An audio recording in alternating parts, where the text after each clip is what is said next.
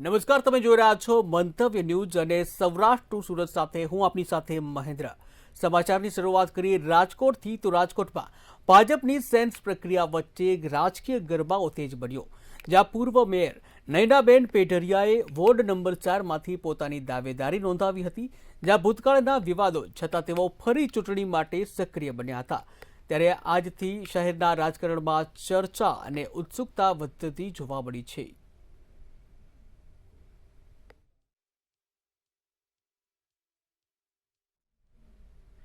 રાજકોટમાંથી મહત્વપૂર્ણ રાજકીય હલચલ સામે આવી રહી છે। ત્યારે ભારતીય જનતા પાર્ટી દ્વારા મહાનગરપાલિકાની ચૂંટણીને ધ્યાનમાં રાખીને સેન્સ પ્રક્રિયા હાથ ધરવામાં આવી છે। 2 દિવસ ચાલનારી આ પ્રક્રિયા માટે 9 નિરીક્ષકોની નિમણૂક કરવામાં આવી છે, જેમાં દર્શનાબેન વાઘેલા સહિતના અગ્રણીઓ દેખરેખ રાખશે। કુલ 18 વોર્ડ માટે દાવેદારોની યાદી તૈયાર થશે અને કાર્યકરોને જરૂરી દસ્તાવેજો સાથે હાજર રહેવા સૂચના અપાઈ છે। ટિકિટ માટે ઉંમર મર્યાદા સહિતના મુદ્દે ચર્ચાઓ ગરમાઈ છે। 2021 જેવી જીત ફરી મેળવવા ભાજપે તૈયારી તેજ કરી છે।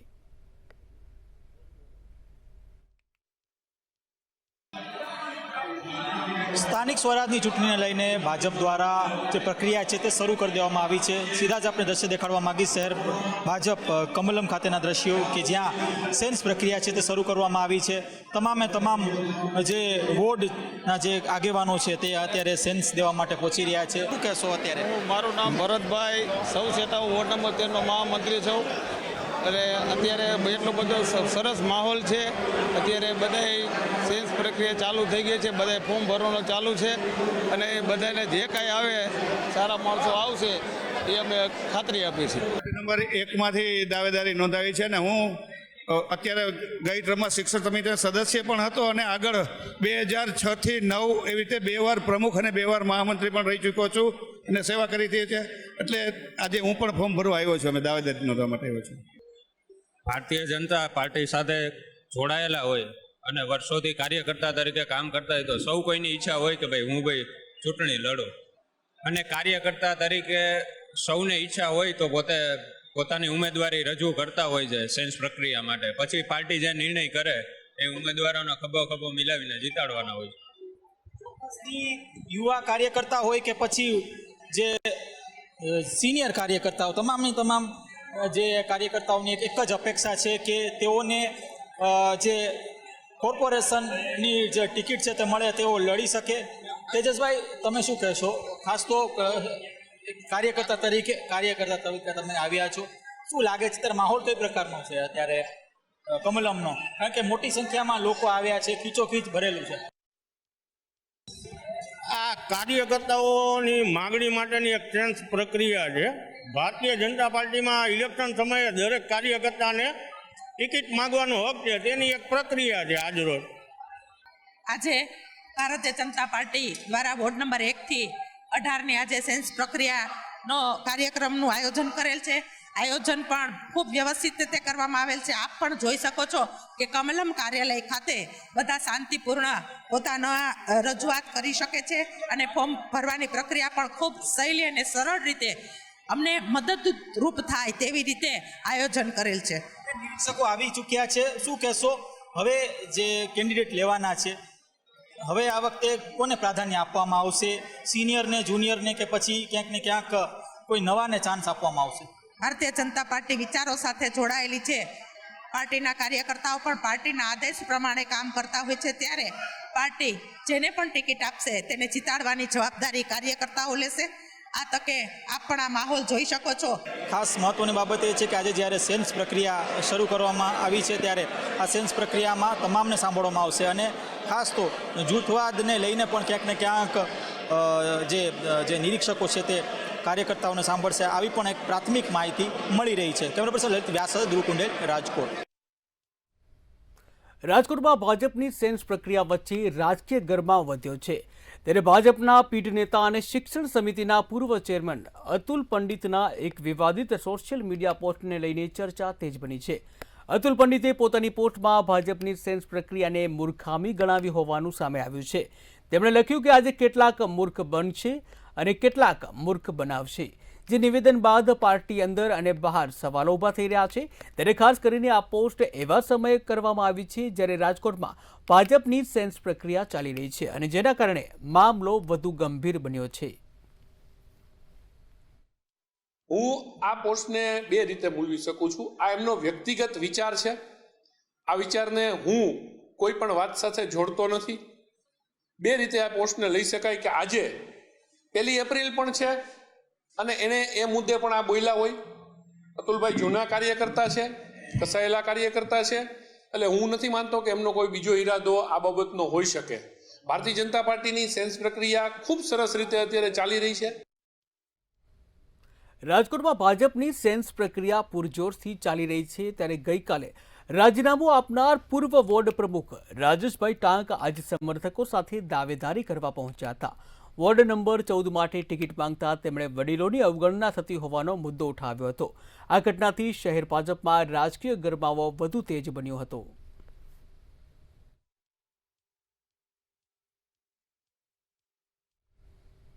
જામનગરમાં સ્થાનિક સ્વરાજ્યની ચૂંટણીનો ધમધમાટ શરૂ થઈ ગયો છે ત્યારે ભાજપ કાર્યાલય ખાતે ટિકિટ વાંચકો ઉમટી પડ્યા હતા।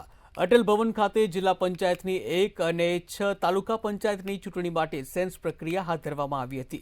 ત્યારે સિક્કા નગરપાલિકા માટે પણ સેન્સ પ્રક્રિયા હાથ ધરવામાં આવી હતી, જ્યાં સંગઠનમાંથી 6 નિરીક્ષકો દ્વારા સેન્સ પ્રક્રિયા યોજાઈ હતી। ત્યારે ઉમેદવારો માટે 2 દિવસ સુધી સેન્સ પ્રક્રિયા હાથ ધરવામાં આવશે। અને 9 જોડિયા જિલ્લા પંચાયત સીટ માટે મેં દાવેદારી કરેલી છે અને અમે દાવેદારી રજૂ કરવા માટે અહીંયા જિલ્લા ભાજપ કાર્યાલય આવેલા છે જામનગર। સેન્સ પ્રક્રિયા ચાલુ છે અને સેન્સ પ્રક્રિયામાં ભાગ લેવા માટે અમે આવેલા છે। ટિકિટ ન મળે તો શું અને ટિકિટ મળશે તો કેવા કાર્યો કરશું? ટિકિટ મળશે તો ખૂબ સરસ કામ કરશું અને ટિકિટ નહીં મળે, મારી જગ્યાએ બીજા કોઈને મળે તો એને સાથ સહકાર આપીને જીતાડી દેશું। જામનગરમાં મહાનગરપાલિકાની ચૂંટણીનો ગરમાવો સવારથી જ દેખાઈ ગયો હતો। ત્યારે ભાજપના કાર્યાલયે 10 વાગ્યાથી ફોર્મ વિતરણ શરૂ થયા હતા, જે ઉમેદવારી ઈચ્છુકોની ભીડ જોવા મળી હતી। 16 વોર્ડની 64 બેઠકો માટે મોટી સંખ્યામાં લોકોએ ઉત્સાહપૂર્વક ફોર્મ લેવા પહોંચ્યા હતા। ત્યારે શહેરમાં રાજકીય ચહલપહલ અને ઉત્સુકતા છવાઈ ગઈ હતી। બોટાદમાં સ્થાનિક સ્વરાજ્યની ચૂંટણીને લઈને તડામાર તૈયારીઓ શરૂ કરી દેવામાં આવી છે। ત્યારે સાળંગપુર બાપ્સ મંદિર ખાતે બરવાળા અને રાણપુર તાલુકા માટે ભાજપ દ્વારા સેન્સ પ્રક્રિયા હાથ ધરવામાં આવી હતી। ચૂંટણી લડવા ઈચ્છુક કાર્યકરો મોટી સંખ્યામાં દાવેદારી નોંધાવવા પહોંચ્યા હતા। ત્યારે જિલ્લા પંચાયતના પૂર્વ પ્રમુખ, આરોગ્ય સમિતિના પૂર્વ ચેરમેન સહિતના આગેવાનોએ દાવેદારી નોંધાવી છે।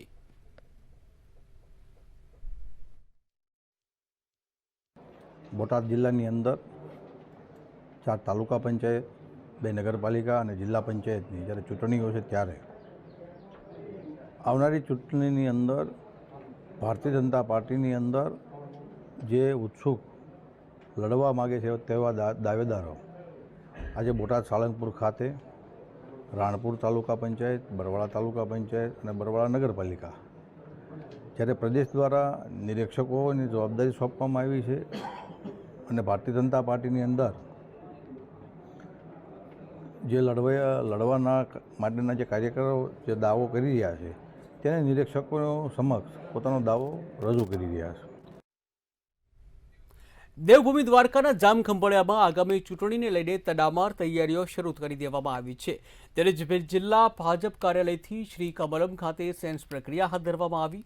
સાંસદ હરિ પટેલ, નરેન્દ્ર પરમાર અને ડોક્ટર તેજશ્રીબેન પટેલ દ્વારા સેન્સ પ્રક્રિયા હાથ ધરવામાં આવી હતી। ઉમેદવારી નોંધાવવા માટે કાર્યકરો મોટી સંખ્યામાં ઉમટી પડ્યા હતા।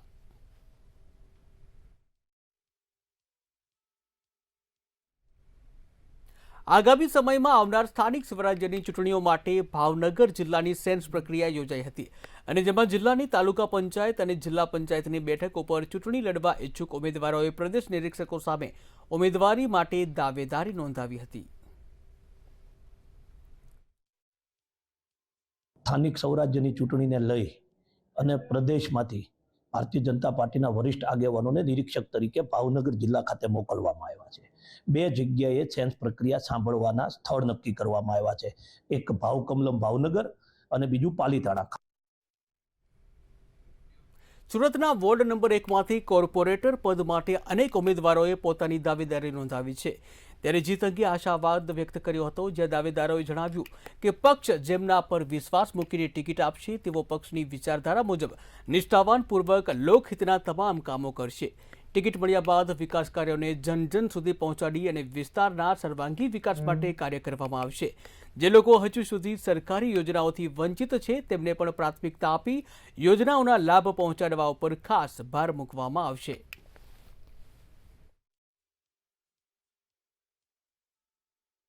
સુરત મહાનગરપાલિકા જે સ્વરાજની ચૂંટણી છે જે હવે બગલ ફૂટાઈ રહ્યો છે. ખાસ કરીને સુરત શહેરના જે ભાજપ કાર્યાલય શોધના ખાતે ત્યાં બધા દાવાદારો પહોંચે છે. આપણે એમની જોડે વાત કરીશું. ખાસ કરીને બેન, આપનું શું નામ છે, તમે દાવાદારી કર્યું છે, શું કહેશો?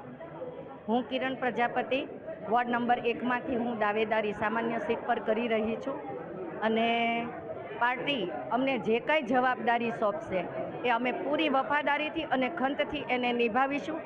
જો અમને પાર્ટી અમારી ટિકિટ માટે નોંધ લેશે અને અમને ટિકિટ આપશે તો જે કંઈ હવે વિકાસના કામો બાકી છે અને જે કરેલા છે અને જે કરવાના બાકી છે એ અમે જ્યારે પણ જો અમારી નોંધ લેવાશે તો અમે વિકાસના જે કંઈ કામો કરવાના છે એ અમે ચોક્કસપણે પૂરી વફાદારીથી નિભાવીશું અને પાર્ટીને જેને પણ ટિકિટ કદાચ આપે તો એને પણ અમે જીતાવવાનું પૂરેપૂરો પ્રયત્ન કરીશું અને વિકાસના કે લોકોના બધા જે કોઈ કામો બાકી છે એ અમે પૂરેપૂરી ખંત અને વફાદારીથી કામ કરીશું. બીજા એક બેન છે, એમનું જોડે આપનું શું નામ છે અને કયા વોર્ડમાંથી તમે દાવાદારી કર્યું છે અને શું કહેશો એના પર? મારું નામ રંગાણી માયાબેન છે. હું વોર્ડ નંબર 1માંથી જંગીપુરા દાવેદારી નોંધાવી રહી છું અને જે બીજેપી સરકાર જે અમારી ઉપર કદાચ વિશ્વાસ મૂકશે અને જો અમને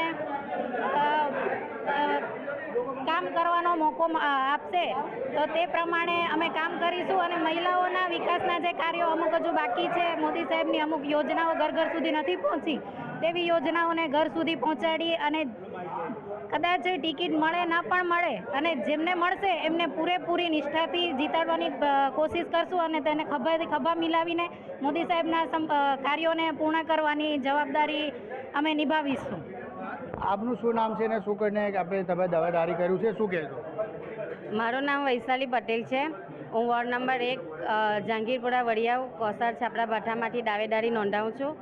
હું અત્યારે હાલ જવાબદારી પર છું. મારી મહિલા મોરચાની જવાબદારી છે જ અત્યારે, પણ મેં દાવેદારી નોંધાવી છે. જી, તો બિલકુલ આ મહિલા મોરચાઓની જવાબદારી તરીકે જે લોકો છે એને ખાસ કરીને જે લોકો અહીંયા દાવાદારી કરવા આવ્યા છે તો પણ એક વોર્ડમાંથી 3 લોકો દાવાદારી કરી રહ્યા છે અને તે લઈને લોકો અહીંયા દાવાદારી કરી માટે ઉધના ઓફિસે આવ્યા છે, જે ભાજપ કાર્યાલય છે. ખાસ કરીને જે લોકો અહીંયા આવ્યા છે દાવાદારી કરીને ટિકિટ માંગવાની પણ વાત કરી રહ્યા છે. મંતવ્ય ન્યૂઝ સુરતથી દીપક રાય. ગુજરાતમાં લાંબા સમયથી જેની આતુરતાપૂર્વક રાહ જોવામાં આવી રહી હતી તે સ્થાનિક સ્વરાજ્યની ચૂંટણીની તારીખ હવે જાહેર થઈ ચૂકી છે. ત્યારે સુરત ખાતે ભાજપ પ્રવક્તા વલસાડ સાંસદ ધવલ પટેલે ગત વર્ષ કરતાં વધુ બેઠકો જીતી તેવો વિશ્વાસ વ્યક્ત કર્યો છે અને મંતવ્ય ન્યૂઝ સમક્ષ આ વિશ્વાસ વ્યક્ત કરવામાં આવ્યો.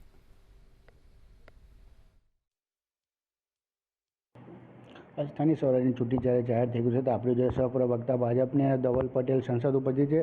સાહેબ, આ વખતે ભાજપ આ ચૂંટણી કેવી રીતે જોઈ રહી છે અને કેટલી તૈયારી કરી છે?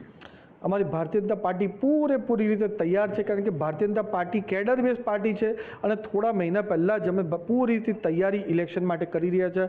લોકોની સાથે બૂથ લેવલ લગીને ભારતીય જનતા પાર્ટી પૂરેપૂરી રીતે પહોંચી ગઈ હતી અને જ્યારે આજે ચૂંટણીનું શંખનાદ વાગી ચૂક્યું છે, 26મી તારીખે વોટિંગ અને 28મી તારીખે કાઉન્ટિંગ થવાનું છે, ત્યારે અમને સંપૂર્ણ વિશ્વાસ છે કે ગુજરાતની જનતા પાછી ભારતીય જનતા પાર્ટીને નરેન્દ્ર મોદી સાહેબ પર વિશ્વાસ મૂકીને ગુજરાતમાં અમારા ભૂપેન્દ્ર પટેલ સાહેબ, હર્ષભાઈ સંઘવી અને જગદીશભાઈ વિશ્વકર્માની અધ્યક્ષસ્થાનમાં જે આ ઇલેક્શન થવાનું છે એમાં અમારા ભારતીય જનતા પાર્ટીનો મોટો વિજય થશે. કોંગ્રેસના અન્ય પક્ષનો પૂરી રીતે સફાયો થશે. સાહેબ, ગયા ઇલેક્શનમાં કોંગ્રેસ મુક્ત થયું હતું પણ જે આમ આદમી છે એને સારું સીટ આવ્યું હતું. આ વખતે કેવી જોઈ રહ્યો છો? ગયા વખતે જ્યારે 2021માં સ્થાનિક સ્વરાજ્યની ચૂંટણી ગુજરાતમાં થઈ હતી અને સુરતમાં પણ એસએમસીમાં 120 સીટમાંથી 93 સીટ પર ભારતીય જનતા પાર્ટીનો વિજય થયો હતો. 27 સીટ પર આમ આદમી પાર્ટીનો વિજય થયો હતો. એ વિજય પણ ખોટા વાયદા આપીને, ગેરંટી કાર્ડ આપીને અને લોકોને આ રીતની લાલચ આપીને એમણે કર્યું હતું. લોકો એકવાર છેતરાઈ ગયા પણ લોકોએ એમની કામગીરી જોઈ છે. ગુજરાતના વિકાસના માટે, લોકોના વિકાસને માટે જે જનકલ્યાણ યોજના ભારતીય જનતા પાર્ટી બનાવી રહી હતી એમાં ફક્ત ને ફક્ત રોડા નાખવાનું કામ આમ આદમી પાર્ટી કર્યું. મેં પૂરા ગુજરાતભરમાં 95% વધુ સીટ જીતશું એવી અપેક્ષા અમને સંપૂર્ણ રીતે છે. અને મહાનગરપાલિકા જે ભારતીય જનતા પાર્ટીનું હંમેશા ગઢ રહ્યું છે અર્બન વિસ્તાર, એમાં અંતિ પણ વધારે જ્વલંત વિજય હાંસલ કરશું ને રૂરલ એરિયામાં સારામાં સારું પરફોર્મન્સ ભારતીય જનતા પાર્ટી કરશે એવો સંપૂર્ણ વિશ્વાસ અમને છે. સીધી બિલકુલ હતા જે ભારતીય જનતા પાર્ટીના પ્રવક્તા અને સંસદ ધવલ પટેલ, જેમને જણાવ્યું છે કે ખાસ કરીને જે રૂરલ અને વિસ્તારમાં અમે 95% જીતશું. પણ આ તો જોવાનું એ રહ્યું કે જે 28 તારીખે જ્યારે મતગણતરી થશે ત્યારે જનતાને જે આશીર્વાદ છે, જે વિજય છે, કોના વૈભવ તરફ જઈ રહ્યું છે. મંતવ્ય ન્યૂઝ સુરતથી દીપક રાય. તો સમાચારમાં આગળ વાત કરીએ તો ભાવનગરના મહુવાથી મહત્વના સમાચાર સામે આવી રહ્યા છે, જ્યાં બવડી જે બાળકો છે, બાળકોને ફૂડ પોઈઝનિંગની અસર જોવા મળી છે. લોંગડી ગામ કે જ્યાં બાળકોને ફૂડ પોઈઝનિંગની અસર થઈ છે. પ્રાથમિક શાળાના ધોરણ 1 થી 8ના બાળકોને ફૂડ પોઈઝનિંગની અસર થઈ હોવાના સમાચાર સામે આવ્યા છે. બપોરે પાવભાજી, પુલાવ અને ભાત ખાધા બાદ ફૂડ પોઈઝનિંગની અસર જોવા મળી હતી, જ્યાં 32 જેટલા બાળકોને સારવાર અર્થે સરકારી હોસ્પિટલ ખસેડવામાં આવ્યા છે. ત્યારે પ્રાથમિક શાળાના ધોરણ 1 થી 8ના બાળકોને ફૂડ પોઈઝનિંગની આ અસર થઈ છે. અમને સ્કૂલમાંથી રામાપીરના મંદિરે પુલાવ ભાવ હતો અને પાવભાજી ખવડાવી હતી. હા, શું કામ લઈ ગયા હતા રામાપીરના મંદિરે? તે ખબર નથી. એટલે રામાપીરના મંદિરે તમે ત્યાં પહોંચ્યા અને તમને પાવભાજી ને પુલાવ ખવડાવ્યો, ત્યારબાદ પછી ક્યારે તકલીફ થઈ આ બધી? બપોર પછી. બપોર પછી. અંદાજે કેટલા છોકરાઓ તમે ગયા હતા બેટા? આખી સ્કૂલ ગઈ. નિશાળ આજ જ ગઈ છે, મારે હારે હતી સુરત, પણ પાવભાજી ખાધી એમાં બધા છોકરાને આવું થઈ ગયું છે. અત્યારે ઉલટી, એક ધારી ઉલટી જ થાય છે, ઝાડા ઉલટી. સ્કૂલ આમ બેન? લોંગડી પ્રાથમિક શાળા. પ્રાથમિક શાળાની અંદર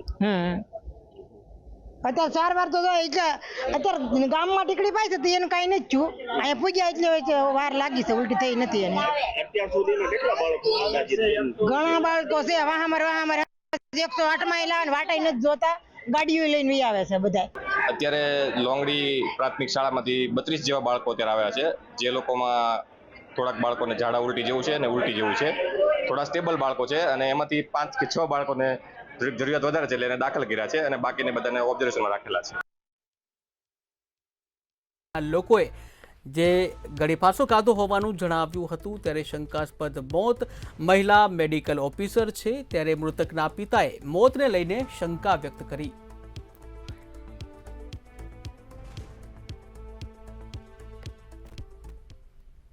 ત્યાંથી કોઈ જાતનો ફોન કરવામાં આવ્યો નથી, બરોબર. હવે જો એવું કહેતા તો અમને કાંઈ ઘર્ષણ હોય તો અમને ત્યાંથી કોઈ ફોન કર્યો નથી. ફોન કર્યો હોય તો અમને 2 કલાક પછી ફોન કર્યો કે તમારી દીકરી અહીંયા એની તબિયત બરોબર નથી. અહીંયા આવ્યા એટલે સીધી પોસ્ટમોર્ટમમાં હતી.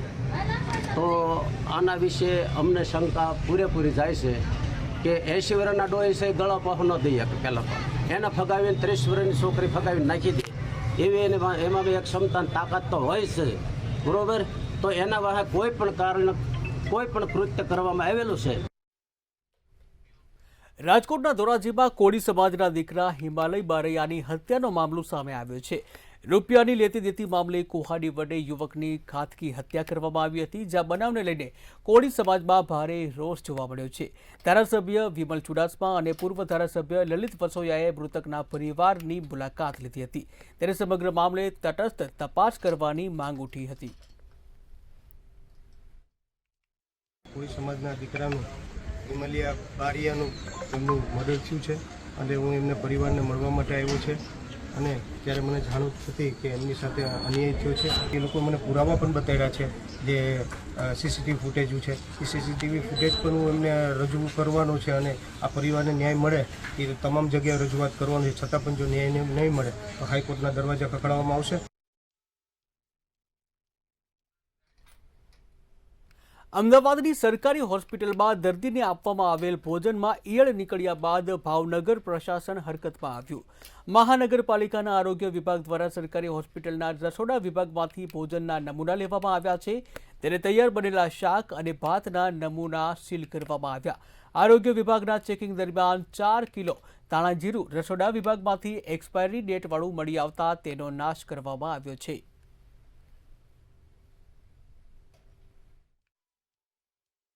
કામગીરી માટે આજે સર્ટીની જે નિઃશુલ્ક કિચન છે કે જેમાં દર્દી અને દર્દીના એક સગાને જે નિઃશુલ્ક ટિફિન સેવા પહોંચાડવામાં આવે છે તેના કિચનની તપાસ કરવામાં આવી હતી, જેમાં ધોરણસરનું ફૂડ સેફ્ટીનું રજિસ્ટ્રેશન લીધેલ છે તે લોકોએ અને 2028 સુધીની વેલિડિટી ધરાવે છે.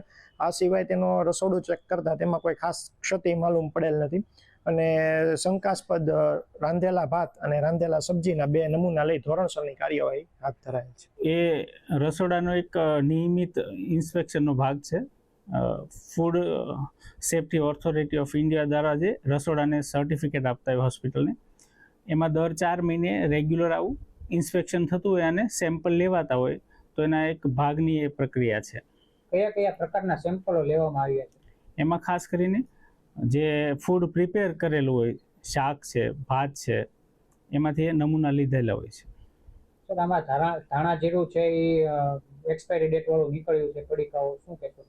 એ લગભગ 1-2 પડીકા 2025ના હશે, એટલે એ એક્સપાયર થયેલા એમાં બતાવે છે અને એને તરત નાશ કરવામાં આવ્યો છે. ભાવનગર જિલ્લાના મહુવા માર્કેટિંગ યાર્ડમાં ટેકાના ભાવે ચણાની ખરીદીનો પ્રારંભ કરવામાં આવ્યો છે. ત્યારે ચણાની ખરીદીનો પ્રારંભ થતાં 2900 જેટલા ખેડૂતો દ્વારા રજીસ્ટ્રેશન કરાવવામાં આવ્યું હતું, જ્યાં ખેડૂતોને પ્રતિ મણ ચણાના 1175 રૂપિયા ભાવ મળી રહ્યા છે. ખેડૂત દીઠ 90 મણ ચણાની ખરીદી કરવામાં આવશે. ત્યારે ચણાના યોગ્ય ભાવ મળી રહેતા ખેડૂતોમાં આનંદની લાગણી જોવા મળી. 1175 નો ભાવ છે અને જીલુભાઈ દ્વારા કામ સારું બહુ બતાવે છે અને બહુ વ્યવસ્થિત કામ છે. એના માટે ખેડૂત પણ ખુશ છે. રેડી વ્યવસ્થિત ભાવ મળે છે, વ્યવસ્થિત સર્વિસ મળે છે, બધું કામ બહુ વ્યવસ્થિત હાલે છે. આગામી દિવસોમાં આત્મનિર્ભરમાં પણ ખરીદી કરી હતી ત્યારે 200 મણ ચણા લેવામાં આવતા હતા ખાતા દીઠ. અત્યારે હાલમાં PSS દ્વારા 90 મણ ચણા અને 36 ગુણ એક ખાતામાં લેવામાં આવશે. એટલે તમામ ખેડૂત મિત્રોને મારી નમ્ર વિનંતી છે કે જે ઓનલાઈન કરેલું છે, જેને ઓનલાઈન કરેલું છે, તે જેને મેસેજ પડે અથવા ફોન આવે તેણે જલ્દીથી ચણા લઈને આવવાનું છે અને એક ખાતાની અંદર 36 ગુણ એટલે કે 90 મણ ચણા લઈને આવવાનું છે. તો સૌરાષ્ટ્ર સુરતમાં હાલ બસ આટલું જ. વધુ સમાચાર માટે જોતા રહો મંતવ્ય ન્યૂઝ. નમસ્કાર.